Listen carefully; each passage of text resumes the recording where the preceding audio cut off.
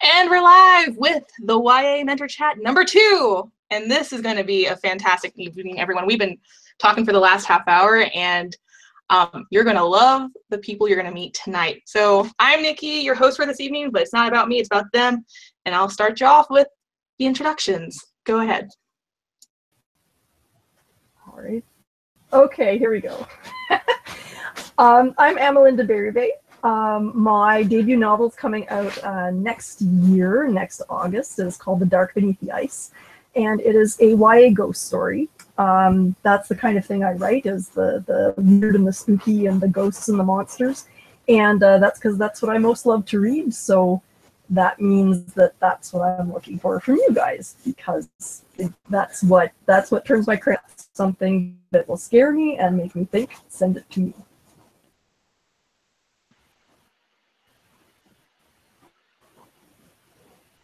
Hi, I'm Annette Christie. I was a 2016 mentee, and since then I've signed with Jess Dallow of Broward Literary.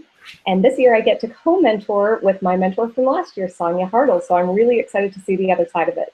We're looking for contemporary YA, mysteries, thrillers, a little bit of historical fiction there.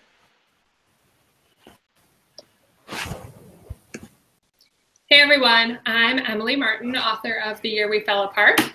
And I was actually a pitchwars mentee as well in, I think, 2013. I've kind of lost track.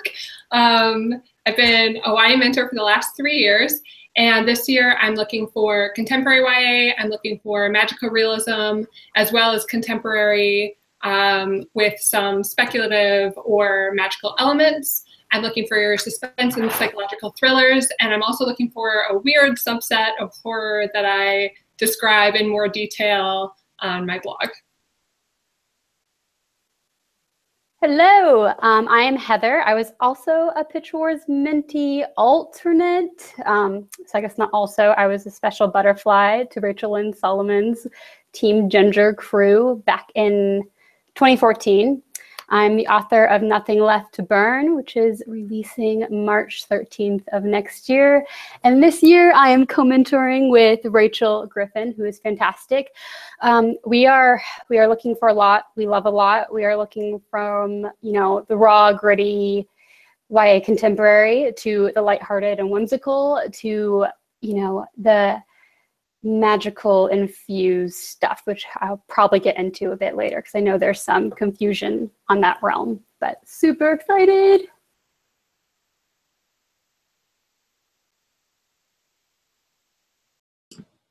Sorry, took me a second there. I'm Jean Maria Naya. I'm also a YA mentor who's looking for contemporary, but specifically something that's got a good, healthy dose of humor in it. I say that every year, and I mean it. You guys have been bringing it, and it's so much fun to read, so I'd like more. And doesn't necessarily have to mean that it's lighthearted. It could be on the dark side, but just so long as there's some kind of humor woven throughout, whether it be in the characters themselves or in like witty banter or situational humor, I love it all. I'm also hoping to see some retellings. That's like kind of my jam right now, just because I'm writing one. So love reading it too. I also was a special flower like Heather. I was an alternate in 2014's Pitchwars. And then since then I've been mentoring. So it's my 3rd year now, and I'm repped by Jessica Sinsheimer of the Sarah Jane Fryman Literary Agency. Hi, my name is Kelly Hopkins. I am a YA mentor for the 2nd year, and I am looking for YA contemporary, thriller, suspense. I like things that are on the darker side. I'm also a big fan of fantasy, magical realism. I really like fantasies that have one foot grounded in the real world. They could also step into the fantasy world as well. So anything like that with darker elements.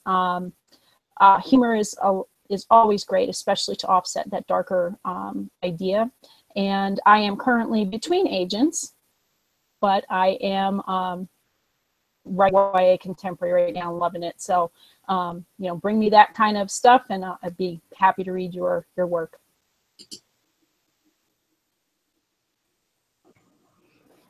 Hi, I'm Laurie Dennison. I was a Pitchwars mentee way back in 2012, and I'm really excited to be a mentor for the first time this year. I write YA, all kinds of YA contemporary, fantasy, magical realism. I'm repped by Danielle Burby at Nelson Literary Agency.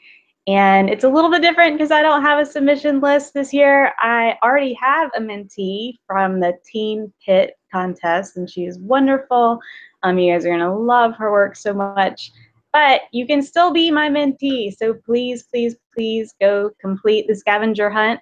And the YA scavenger hunt winner will be my mentee. So I'm so excited to be here for the first time. Awesome. I am Rachel Solomon, and this is my 4th year mentoring YA. And this year I am only looking for contemporary. So I'm mainly interested in anything that is quirky, feminist, boundary pushing, protagonists with interesting passions. And I write YA contemporary as well. I'm repped by Laura Bradford, and my debut, which I have right here, is coming out on January 2nd from Simon Pulse. So that is me. Hi, I'm Stephanie Scott. Can you all hear me? Yes. Okay. This is my 4th year doing Pitchwars, and I'm co-mentoring this year with Erica Chapman. She is a longtime friend of Brenda's, so she's been doing Pitchwars since the very beginning. We both write contemporary young adult. Our books are very different, but our tastes overlap a lot, so we're really looking for kind of anything in the contemporary realm, and then anything that has some historical elements. I think I gave some examples of Iron Cast is a good one, where it's set in historical time frame, but it has some magical elements. So it's, you know, kind of got a little bit of real world, a little bit of magic. So mostly contemporary, some historical, a little bit around the edges of fantasy, but probably aren't the best for high fantasy or very elaborate world building. And I have a published book, Alterations, that came out in December, and my agent is Sarah Lapola, also at Bradford. And I'm also a YA mentor. I totally forgot with the excitement for these people. I'm repped by Laura Bradford, and I'm looking for a lot of contemporary, sci-fi, historical fiction, but mainly I would love something funny in my inbox this year. But now that we got that stuff out of the way, which you should totally go visit these people, follow them on Twitter, read their blogs. But if you want a question in the show tonight, we can't promise we'll get to it, but if you ask on Ask Mentor, we will try our best, and our awesome Twitter captain, Rachel Griffin, is manning the feed for us tonight. Our first question is already in, and it is from @Mavonduri. I apologize if I mispronounce anything. How far can the bounds of YA be pushed? Kelly, would you like to start us off? Yep, thanks. I asked to respond to this question because I am a high school librarian and creative writing teacher, so I see lots of YA every single day of my life. I live in a bookstore, essentially. And we know that the boundaries of YA have just been stretching and breaking, and really just about anything goes at this point in YA. However, I'm going to say this, however, if you are going to put in questionable content into your writing, it needs to serve a purpose. It cannot be there just for shock value. It can't be there because you thought that this was a good idea. You need to make sure that it is a really important part of the plot, part of the character development, has to serve a purpose. So absolutely push boundaries 150%, but make sure that you really need to do that to tell your story. Yeah, and I totally agree. You sort of took the words right out of my mouth, but just to kind of piggyback on that, what I'm most passionate about, which will come as a surprise to no one who has ever talked to me, is sex positivity in YA. And yeah, I'm all for sex in YA, and and pushing boundaries, but I really feel like, yeah, it shouldn't be there solely to be titillating. And even just as like a funny tidbit, my editor told me before my book went to acquisitions that some of the sex scenes would have to be toned down. So I was like, okay, I always figured that would happen. Then I toned them down, and she was like, actually, I liked them the way they were before, and maybe you could amp them up a little bit. So there is like a lot of freedom to do things, like even in traditional publishing. And I really feel like we have a duty to like authentically and respectfully show all aspects of the teen experience. And books like ours may be teens' only chance to see something sex positive, which is really important to me. And I think we can do a lot to change the narrative that teen girls get, which is sometimes that it's wrong to want sex or feel desire. And yes, my favorite topic, so I had to say something about it. Yeah, I totally agree with everything Rachel just said. I think when it comes to like boundary pushing content in YA, the actual content is almost less important to worry about than execution. So I think just taking care to make sure that what you're writing is really true to your character, and just like that you get their motivations out there and their emotional responses feel true to the character. And then I'd also just want to add, kind of building off what was already said, that I think that teens are often underestimated and young readers self-censor sometimes. So I think even though you do want to keep your audience in mind, I don't personally feel this like heavy obligation to censor myself, because I think if a reader feels uncomfortable, they're going to stop reading. So that's kind of my opinion on that. I wanted to add too, just in terms of like what this made me think of was a book like Anna Dressed in Blood, where you have, people getting disemboweled very messily, and there's all kinds of really intense, like quite intense gore. Or if you read, I'm not sure if I'm pronouncing her name right, but Amy Lukovich, Daughters Unto Devils, which was terrifying and also like quite gruesome. And I don't think there is a lot of boundaries for I think that where the question mark might come in a little bit is for publishers and for agents. But clearly, things like that level of intensity is finding an audience, and it's selling. So I guess, to echo what everybody else has said, it fits, that it's seamless, that it fits your characters, and that it fits what you're doing with your story, and that it's not just gratuitous for the sake of being gratuitous. That was all super insightful, and I love that, because I feel like that question comes up every year, and it's always great to discuss. And a lot of people have different opinions on that. I think I'll go to the next question. From Dana Newens. If you fall in love with a concept and voice, but the manuscript lacks all the feels, would you still be interested in it? Could you, as a mentor, think you could help in that area? Does anyone want to take that one first? Anyone? Emily. Yeah, I think as long as there's something that's making me connect to your character. If I don't connect at all and there's like zero emotion on the page, then probably not. But if there's something that makes me care about your character, but there are just some like of the key scenes aren't as amped up as they could be, they're not as intense or emotional as they could be, I think there's definitely ways to work on that and learn more. I'm actually, my debut came out like over a year ago, and I just bought this book, which I found super helpful. So I'm still working myself on getting emotion on the page. So I definitely think it's a process, and it can be worked with. Yeah, I just wanted to add, we're not expecting perfect manuscripts in Pitch Wars, otherwise you wouldn't need us. So yeah, we would love to fall in love with a concept, with a voice, and help you get to reach your manuscript's potential. That's the whole purpose. So that's sort of what we're looking for. Yeah, and to add, I actually had that exact same issue. Well, I don't know if I would call it an issue, but I fell in love with the concept for one of my mentees' books last year. It was so much fun.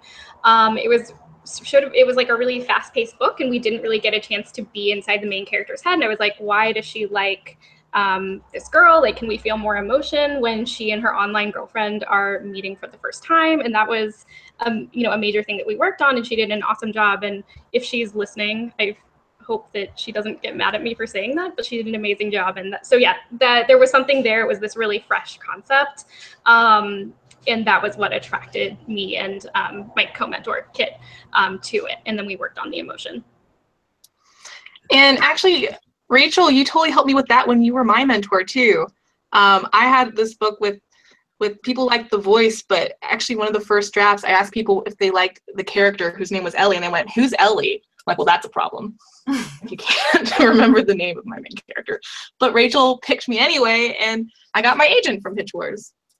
And others since then. But anyway, one of the things that's on the feed a lot right now is questions about cliches, and some people are asking about certain genres and cliches, but I thought maybe we should just go through real quick and say our favorite cliche or trope and least favorite cliche or trope. And we will start with Heather.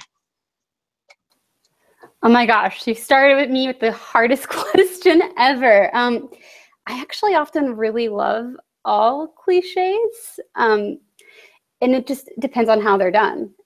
If it's done in a fresh way, if they subvert the cliche, if they completely twist it into pieces. And I get super excited when I see that, whether it's in a book or in a submission or in one of my editorial clients' work. I can't think of any huge trope or cliche that I'm not on board with seeing done in a new, weird, just completely unique way, except for maybe, I mean, this has been said in the Twitter, Ask Mentor feeds, the bad boy, good girl type thing. But even that, I would love to see that done in a way that's new and enticing. So maybe that's a cop-out answer, but if you feel like you have a cliche in your book or a weird trope, need to check with Rachel Griffin on this. If you feel like you can really work on twisting it around and be willing to twist it around for revisions, I'm willing to see that. So yeah. I'm going to jump in right now to say that if anybody has an enemies to lovers, oh my God, send it my way. My absolute favorite. And I think that overdone tropes and cliches are overdone for a reason, because they do work so well. And, there's always going to be fans of even unpopular ones out there. So in particular, if anybody is looking for an enemies to lovers, The Hating Game was fantastic by Sally Thorne. That was another good one, but it's not YA, but if anybody's in the mood for something like that. And when it comes to the bad ones, I don't think there are any bad ones or taboo or unpopular ones. I think if it's done right, and like Heather was saying, if it's fresh and the concept brings something new to the trope, then you've probably got a good one. So I would just go for it. I like Jean Marie's idea. If you have one of those, I'll take an enemies to lovers too. The only one I could think of that really has been done maybe too much is the orphan, the lost parent, or that kind of thing. But I mean, if you can put a fresh twist on it, absolutely. It just seems like a lot of books have been out with kids with a lost parent, or parents have died and they're on their own, and all of that. And that would probably be the only one that I think might have been a little bit overdone.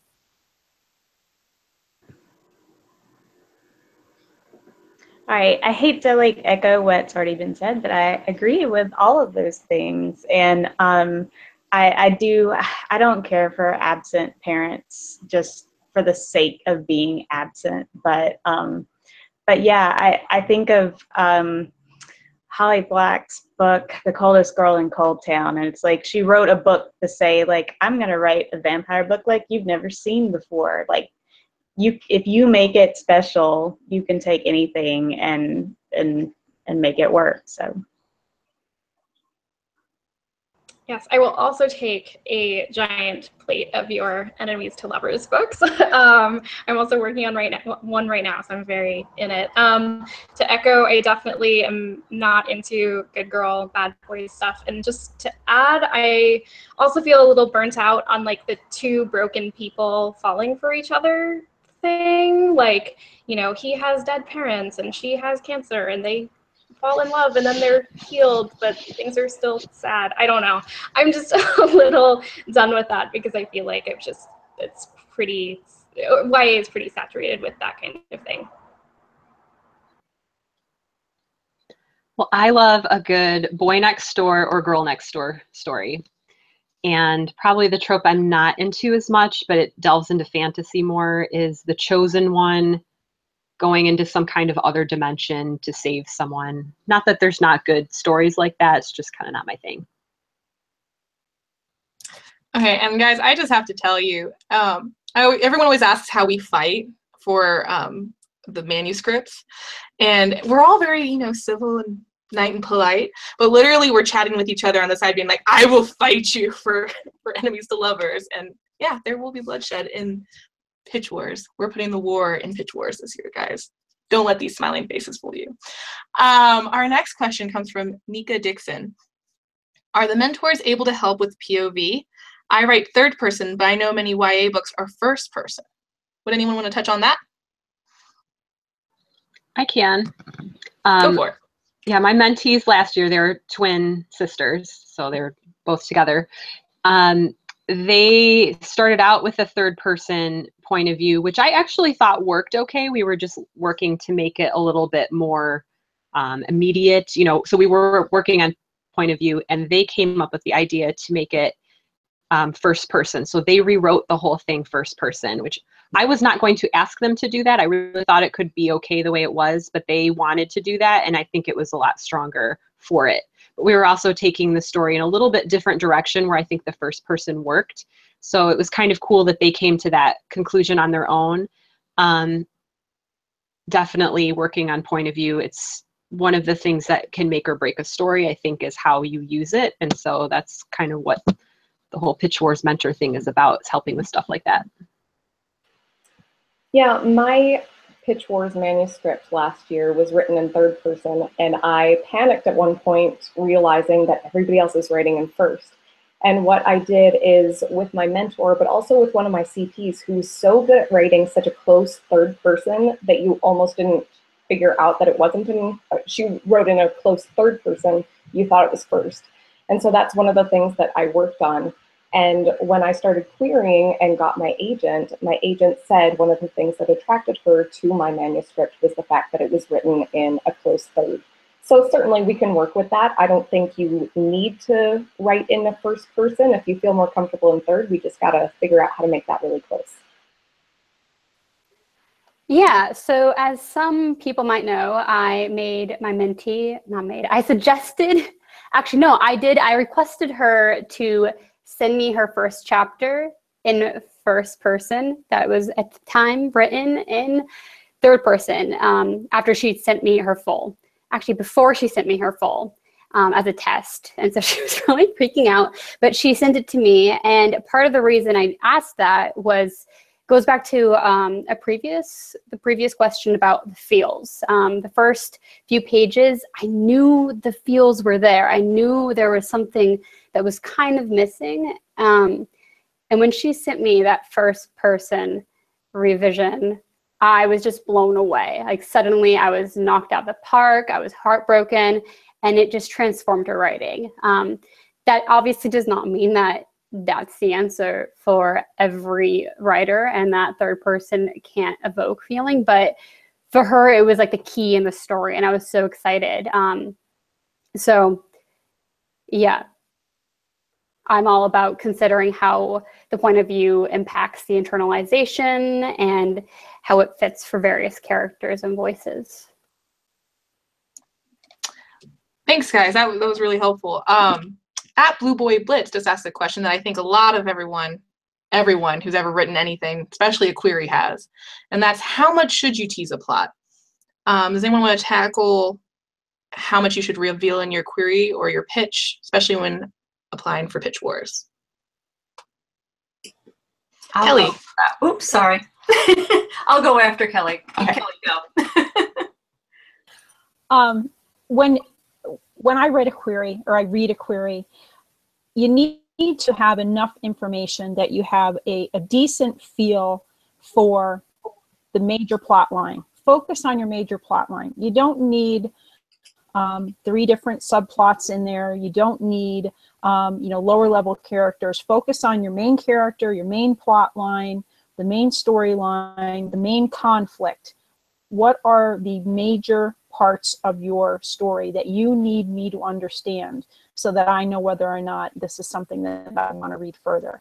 And that's a hard thing to do. It's very difficult for people to distill their writing down to those couple of paragraphs, 250 words, 300 words, to make it a cohesive idea. It takes a lot of practice to do that. But that doesn't mean that if your query letter is not perfect, that you won't get any further than that. You got to hook us in, and you got to make sure that what is down on that query letter is the most important things that you need to know about your book. I was also going to add that something that I've noticed over the years in mentoring and receiving submissions is that a lot of people's queries or the pitch portion of the query reads like a synopsis. And then I would flip through and I would look at the first pages, and the first pages would be fantastic and they would be full of voice, but for whatever reason that didn't translate into the pitch.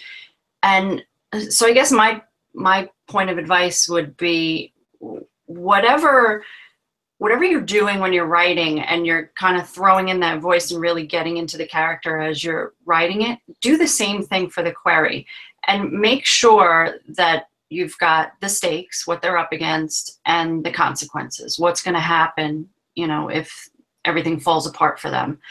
So with the voice, the stakes, and the consequences, I think you can have a stellar query. I just really, really keep that voice sharp in there. Literally pretend like you are that character when you're writing the query. Thank you. And while we're on the topic of submission materials, what is your, everyone, we're going to all answer this, what is your pet peeve in the opening pages that you read? Like, what is one thing that always just goes, ah? And we'll start with Emily. I was like chatting and really distracted. I'm sorry. Pet peeves? Is that what we're... Okay. Pet peeves in a submission. I feel like I don't have any specific pet peeves. Sorry, I'm just gonna put my hand over the chat box. I don't have any real pet peeves. Really, it's just it's more just whether I connect or not. I'm just looking for a reason to care about the character, and I'm looking for voice. There's nothing, and I think too, people kind of put, obviously in a pitch wars like this, you have so little to work with that the query and the first pages matter, but I think that every single one of the mentees I've had, we've reworked the first chapter. So don't, do your best, try not, look out for the things that look out for, not info dumping and all of that, but don't stress so much, because as long as the heart of your character is there and we get to know them and have a reason to root for them, I'm going to want to keep reading. So I totally agree with all of that. It's kind of like with the cliche thing where I feel like anything can go if it's done properly, and we are hooked and pulled in, and we are grounded in the character, and we care about her. But one thing that hasn't quite ever worked for me yet is these messages are fantastic. I knew I was going to break. Is opening in a therapy session, especially a therapy session not going well. I would love to see somebody open in a therapy session and it's a good therapist. This is just overall, therapists need to be, therapists rock. I love my therapist, and I loved my therapist when I was a teen. I want better representation of therapists in YA. But that's one scene where it's kind of like my equivalent of the waking up chapter, where I'm not pulled into the opening and the therapist scene. So, but otherwise, like Emily said, all first chapters are often reworked. Just give me the voice, give me the feels, give me an idea of what's coming and why I should keep turning the page.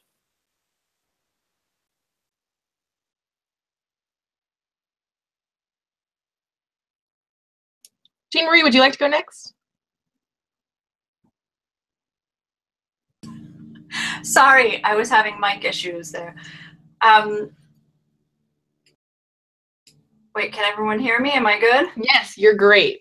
Okay, so we're talking about pet peeves on that first page? In the opening pages. In the opening pages. So I think it actually also goes back to what I was saying with the query. If I can't feel the voice, and a lot of times I'll see no voice in the query, and then I turn to the pages and it's just chock full of it and it's great. But other times when I turn to the first page, I really don't get a great sense of the character. And I think that sometimes that kind of ties into showing and telling.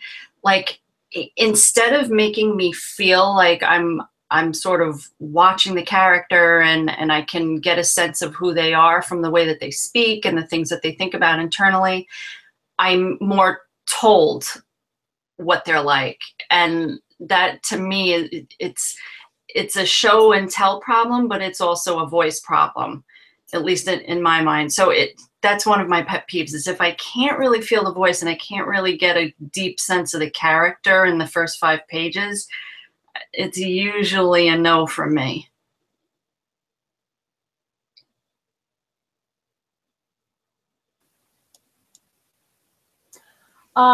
For me, in the first couple of pages, if there's a lot of exposition, I mean, a lot of people try and dump major backstory in the first couple of pages, and I'd rather jump into the action, jump into the character right away, rather than knowing all this other stuff that you might think is important at that moment, but maybe would be better served being revealed through the character finding things out, the character having conversations with other characters. So careful with that. It almost feels like it's a prologue because you're giving so much information in the beginning. I'd rather jump right in, get a sense of your voice, get a sense of the character, get a sense of where you're going with the story, rather than knowing everything that's happened in the past. I think for me, I just want to care. And sometimes you're starting in the action, or sometimes you're setting up the hook, whatever. I mean, I don't want backstory, but I want to care. Like, I want to know why. Why should I care about this character? And so I guess that's not a pet peeve, but sometimes I might read pages and I'll feel like, so what? Like, why do I care that this is happening? So giving me the emotion, I mean, the emotion as a reader of why I should care about this character, that's what hooks me. Yeah, to kind of piggyback on that, I did a thread a while ago about inciting incidents, and to me, for me, when I'm reading first chapters, I don't love seeing the inciting incident or the action right away. I feel like there should be often there's like some smaller problem that the main character is trying to deal with, and then the inciting incident happens, maybe in chapter 2 or 3. I mean, there's no rules, and obviously if there were, they could be broken, and that sort of throws everything else into chaos. So my number one pet peeve when it comes to first chapters is like opening up with a tragedy.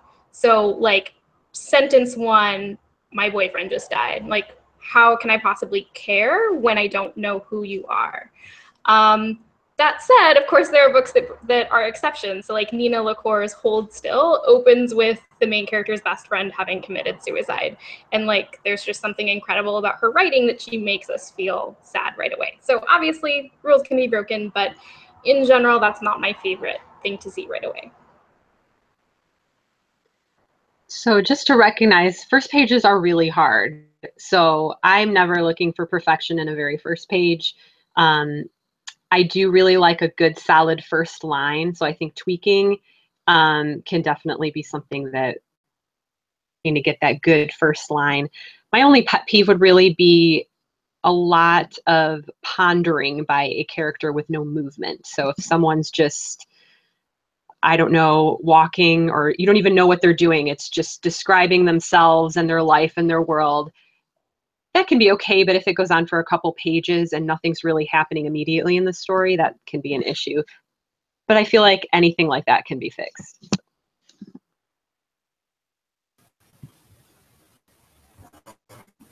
Yeah, I think it's like this is one of those things that is totally fixable, and you know, there's so much that you're balancing in that first in those opening pages, and I think especially the question of how much action and how immediately you're jumping into the plot, because on one hand you don't want to have things be too slow, too normal, but on the other hand we want to be able to care about these people first.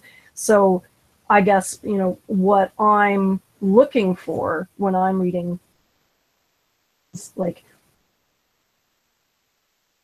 not necessarily, but tension, joint, something has to happen, something like there needs to be something there to draw us in, because I think this is my first pitchwars rodeo, but when I'm looking at people's first pages, that is what I see most often, is that it's not starting in the right place somehow. Completely fixable. Easy to fix, in fact. Yeah, those first pages are really hard. I guess my biggest pet peeve would be unpolished pages. If I see a lot of typos in there and it just doesn't look like you've spent the time with those pages, that shows me that you're probably not ready to do the work that Pitchwars requires. Actually, that's my pet peeve too, which I feel like, you know, everyone else has better pet peeves than mine now, but at typos in the first few pages, I really, like, I have grace for typos because I know they all happen, but I assume if you're entering Pitchwars, you have agonized over that first page a lot. And if you've agonized over it and there's like a glaring error, I'm just going to assume there's lots more coming. So definitely get partners to read and work on your craft. So this is a great question from @.5acre. What are your favorite kinds of relationships to read outside of romantic ones? Who would like to take that one first? I see light eyes just lighting up. Heather, would you like to go first? Yeah, I know Rachel Griffin and I are really wanting to see more sister stories. A great example is Rachel Solomon's You'll Miss Me When I'm Gone. But I love the dynamic of sisters and siblings. I have 3 siblings. I almost forgot how many. That's not even that much, but I think that's such an interesting thing to play with, as well as friendship breakup relationships. I really want to see friendships so much more. They, you know, in high school, you know, your life is almost your friendships, and they're fraught often and broken and wonderful. And I don't see that as much. You know, we don't see that as much as we do with romance. So I also love me some romance, but I want to see the sibling stories and I want to see the friendship stories. Yeah, I'd love to see some friendship breakups as well. That's something that really hits home for me, especially in those teen years. But I also want to see relationships with parents, because those are so complicated and so multi-layered. And I feel like, you know, even now as an adult, there are times when I'm talking to my parents and I'm saying one thing and I'm feeling another. And so I would love to try to see someone try to capture the complexity of those relationships with parents.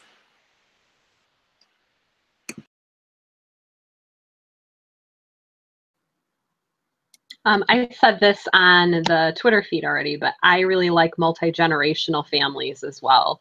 So there's a lot of people who are living with grandparents or have very close relationships with a grandparent or an aunt. And it doesn't even have to be the stories about that, but having that kind of relationship in there, I always find interesting.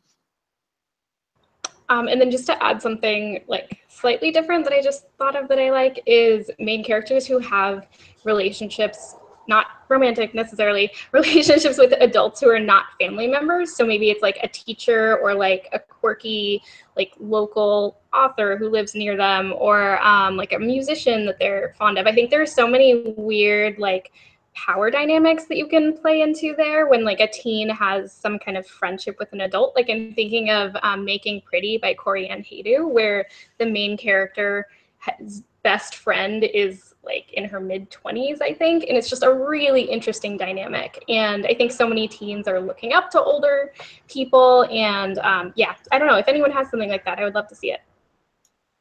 I want all the stuff you guys just mentioned, but what I really, really want is like the Moana grandmother from that movie. I would just love a character where it's like girl and her grandma, but the grandma doesn't, well, she could die, I guess, but I just would like to prolong her awesomeness. Okay, so we're getting a lot of questions about prologues, the pros, the cons. Someone asked another one about if you're having a multiple POV, do you have to have all the POV in the prologue? So I'm not a prologue expert. Does anyone feel like they are and would like to speak on to that?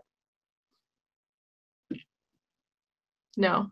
Nor just back. I can say I keep trying to write prologues and they keep getting taken out at either by an agent or an editor. Do you really need this? So I feel like I see them work and I don't mind them, but I guess, you know, they need to really have a purpose. So I guess it depends on your story. Do you really need that to start it off, or can you show it in a different way? So I think a lot of fantasy books that I read seem to have prologues that work well. I don't know that it's a given that it has to be like a certain genre, but it has to be really needed. And I don't know. I think there's just a lot of differing feedback on it. There's not really one right answer. Yeah, so just to kind of add to that, I have always been really anti-prologue because I find more often than not, they just leave me confused. And then I'll always have to go back and read them and be like, oh, was it talking about this? I have no idea. But then I wrote my very first prologue for a book for my 2019 book. And I'm really hoping that I can keep it because I like it a lot. And it's actually like a flashback. Like it initially happened on page 100 and I was like, I really like this scene. I think it needs to come at the beginning to show the relationship between the characters.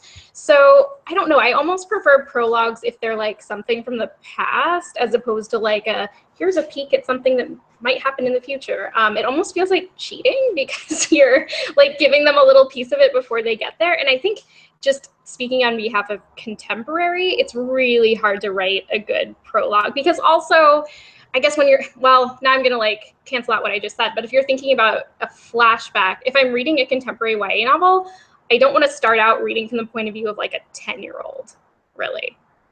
So that's, I guess, maybe another thing to keep in mind. That was probably really rambly, and I don't know if that was helpful at all. So whoever's talking next can go. Well, I'm always rambly, so I can just add on to the rambles. I think prologues can be effective, but it's really hard. The ones that I really, really connect to and appreciate and that really make me go, oh, yes, please, are the ones that evoke the atmosphere of a novel, that evoke the feeling, that kind of give me a glimpse as to where I'm going. And that's not necessarily meaning where I'm going in terms of fantasy or another world, but where I'm going in terms of the mindset and, you know, what the story will be and how my heart will be broken or fixed. And that's hard. That's kind of talking about voice in a sense. And often, you know, I'm not even giving you an idea of what would happen or if it'd be action or flashback. And I think flashbacks do work if they're maybe more recent, potentially. I don't know. But this is all to say, I guess I'm just saying what everyone else is saying, that prologues definitely can work. And I'd actually like them to make a comeback. Because I feel like in the past 5-10 years, they've just been kind of like banned, especially from contemporary, but they are tricky. But I'd be willing to read a prologue submission and be willing to consider how we can really make it work if that's something that we feel is right for the novel. Yeah, so just adding to that, I agree with pretty much everything that's been said. I think that they can work. Actually, my favorite book is Jellicoe Road, and that starts with a prologue that's a story separate from the main character's narrative. So I think that works really well because it's got like one of the greatest opening lines ever, in my opinion, and it just really does pull you into the story in a way that the first chapter from the main character's point of view couldn't. But I think if there is a way, like, I don't remember whether it was something Heather said, but during somebody's conversation, John Green's book, Paper Towns, came to mind, probably something a lot of the contemporary writers have read before. And it came to mind because maybe it was Rachel talking about flashbacks. I feel like if it is a flashback, that could work beautifully, or it might be something that could be worked into the first chapter in a different way without it being a prologue. And I agree that I don't love prologues that are like snippets pulled from later in the story and put out of context. It kind of feels like a bait and switch to me, so that's not my favorite.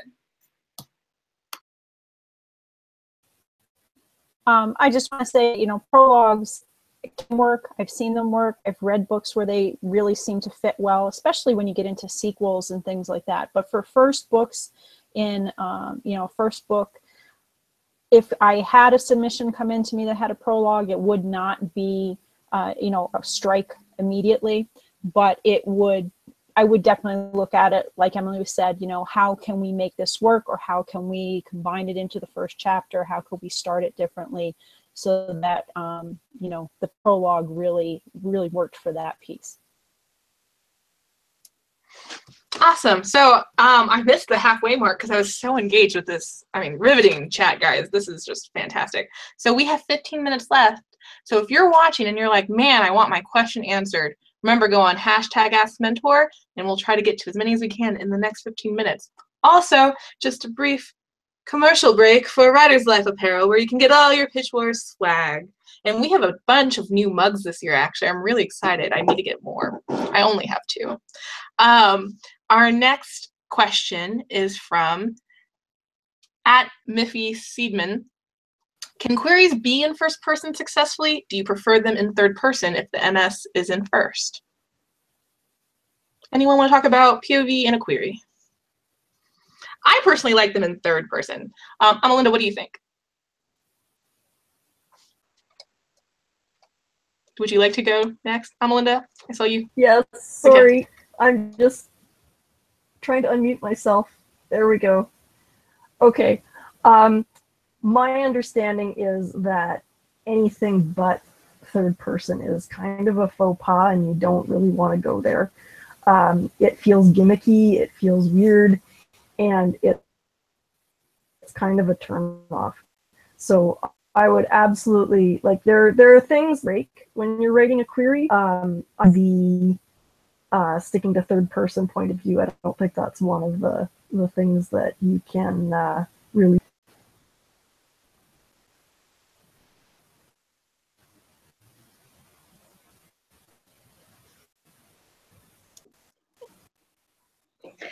Okay, so I think queries need to be in third person, but my suggestion is to write it in first, in the voice. If you need to do that, write it in first, write it from your character's point of view to get the voice, and then go back and make it third person, and then that's how you can work on your query to get the voice in there.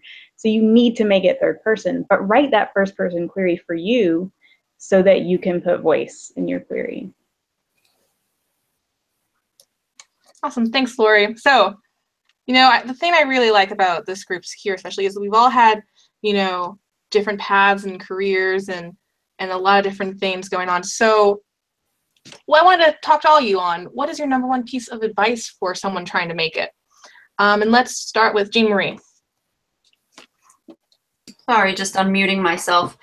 So I know what this would be easily, and it would be to be relentless. This is a word that my husband reminds me all the time when I'm starting to slack a little bit, because the only way you're going to fail is by not doing anything at all. So you might as well just keep going. And if just keep going means doing what I do, which is waking up at 4:30 in the morning, because the only time you can carve time away from your children is from 5 to 7 in the morning, then do it, because you just can't make excuses. You have to be relentless.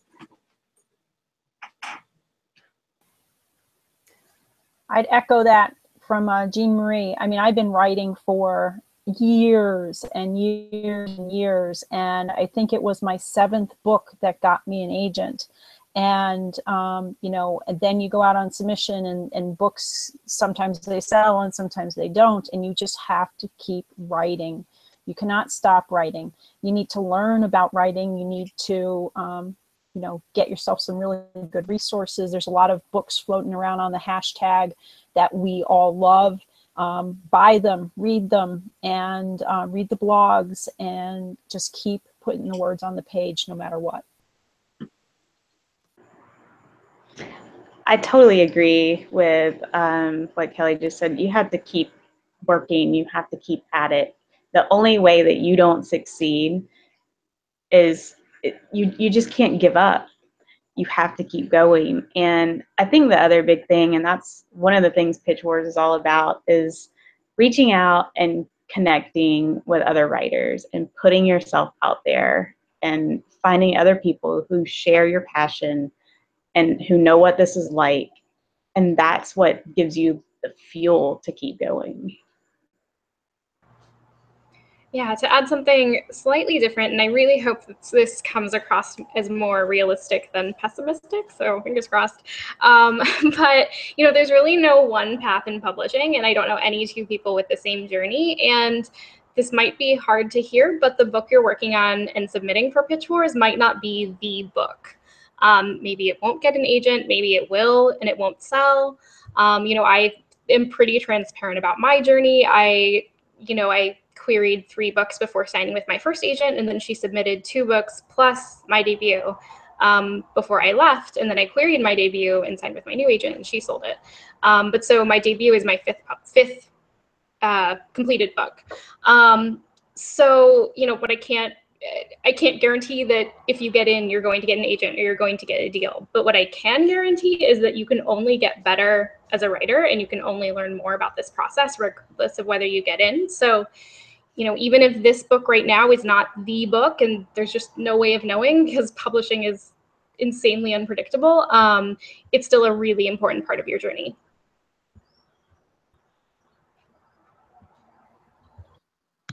I think adding on to that too is knowing what you want. Not everyone has the same goals. So even if we think we all want to get published, how that looks is different. So some people, their end goal might be, I want to see my book on Barnes & Noble or a Walmart or a Target or something where, you know, your book is out there on a shelf. Other people, you know, especially people in indie publishing, they want to make a living out of it. They don't care if their book is physically on a bookshelf. They just want it in readers' hands.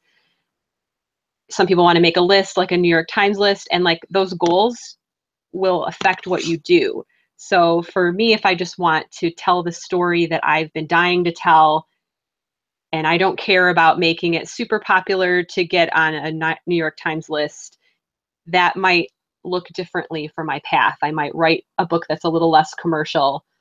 Whereas someone who I want to hit that NYT list, you have to write a book that's very commercial that's going to be the type of book to get there. So you can't control that, but your goals will help you figure out what you want to do. So not everybody has the same thing, and that's okay. You just have to figure it out. And even if you don't know what that is yet, I feel like every book that you write and, you know, querying and all those things get you closer to figuring it out. I think my big piece of advice would be that it's okay to take a break. Like, it's okay to, you know, if you've had it, if your manuscript is driving you completely up the wall, you know, it's okay to throw your notebook across the room, you know, kick it around a bit and stomp off and have some ice cream, you know, and then just leave it for months or years. Like, I've given up on writing several times, course of just writing my debut, and it comes back and it finds you again, you know, and it's okay to and take a deliberate break and say, I'm not going to think about this for a while, and come back fresh. and it's useful to you, and you need to do that to refill the well and to keep going. Don't be here if frustrated if you step back. Go ahead and do it, and then come back.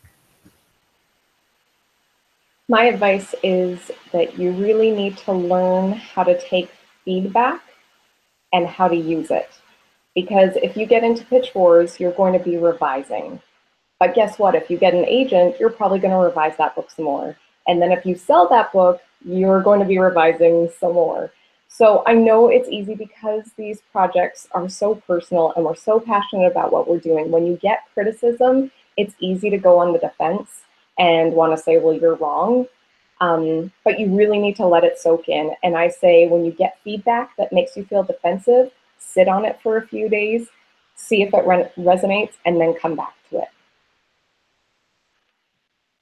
Yeah, just building off of what everybody's already said, I think my number one piece of advice is not to compare your journey to other writers' journeys.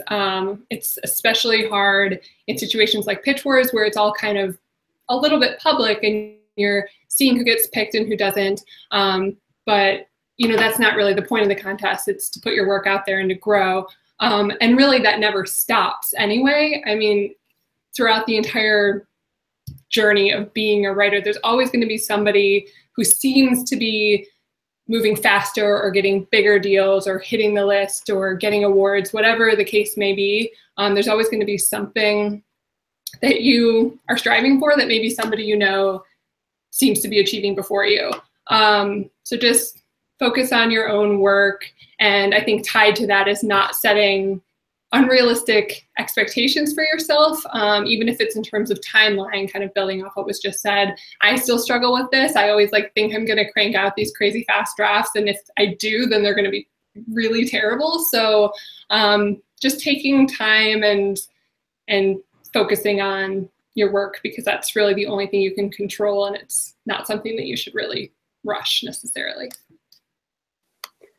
Oh, gosh. Okay. So everyone has said amazing things. And really, just to reiterate, you guys have grit. Learn to be stubborn and to fight. And that's not going to stop the need to fight after your book deal. You know, it continues. You are your best advocate, whether that's, you know, you're 14 writing page 1, or if you're, you know, with your book deal and having to figure out how to do promo and be an advocate and keep writing, because it gets really distracting, and every phase has its own pain and its own, like, I need to go lie down on the floor for an hour and consider my choices in life. So the best thing is to be stubborn, but also to learn when to set the cards down, to go back on that, and to just step away and be like, nope, I'm going to go do something else for a bit, but to always come back and to remember why you started writing. I think that's the biggest thing that I had to learn. I started querying when I was 14, and it took me 12 years to get a book deal. And I keep having to remind myself, it's a constant learning experience, is why I came to the writing, why I came to the first page the first time I ever wrote. And it's for me. It's because I do it. So yeah, keep fighting for it. Be ruthless, because you have to be ruthless in this industry, but you also have to love it. So yeah, and for me too, all of this is so true. Make sure you plug yourself into the writing community and find that support system there, because I know we've mentioned it before on the Twitter feed and on other shows, but writing does not have to be a lonely occupation like it gets the rap for. Find those CPs, use pitch wars. If anything else, even if you don't get in, make sure you find a friend and learn from them, because I'm not gonna lie, I've had to be scraped off the pavement a few times in my writing journey, and I don't know what I would do without my support system. Okay, so we literally only have 60 seconds left, but we just got a great question, and I know you guys want to answer it. So at Life Breaking In asked, I read a few mentors are interested in unlikable female characters. I'd love to hear more about your thoughts on them. Does anyone want to talk about unlikable female characters? I know some people that define it differently, or like flawed characters. Does anyone have anything? Maybe this was not the group who put it in their bios, guys. No, I can. Okay. It was like all of us. I was like waiting for somebody else to go I first. didn't see I'm the pretty side. sure everyone knows. Yeah, I mean, I just think that girls are kind of labeled. I put that in my bio because that's kind of like the term that's used a lot. But I think it's kind of actually ridiculous how frequently female characters are labeled unlikable because they're flawed. And I think it's kind of funny the flaws that some readers find acceptable and the flaws that they don't. So for me, it's like all characters are going to make mistakes. If they don't, they're not interesting to me. So I like somebody who could be unlikable in the ways that I can be unlikable, just somebody who makes mistakes, maybe even the same mistake more than once, and maybe learns from it, hopefully, but not even necessarily. Your book is such a perfect example of that too. Like, I feel if someone wants to know what an unlikable character is, they should just read your book. But just to like piggyback on that, because that was said pretty perfectly. But I think there's also just a pressure for like girls to be nice. And I think just any character who isn't nice is also really highly judged, or any female character. So like girls who just sort of like shamelessly want things and have these deep desires and ambitions and are maybe going to like push people out of the way to get there, like that's, I mean, everything you said, and that what I'm adding is also what I want. Basically, if you're sending something to Emily, it should also be sent to me. Anyone else have thoughts on this before we go? My thought is just that I agree with all of that 100%, and you should also send that to Rachel, Griffin, and me as well. So, the end. And send it to me too. So there's your 4 mentors, which we wanted to talk about picking mentors. I guess we'll have to do that on another episode of Pitchwars Live, which I hope you join us for. I could talk to you people all night. You guys are fantastic. So anyway, thanks so much for joining us. Please check in on the schedule because we're going to have more chats. And yeah, may the pitch be with you, everyone. Have a great night.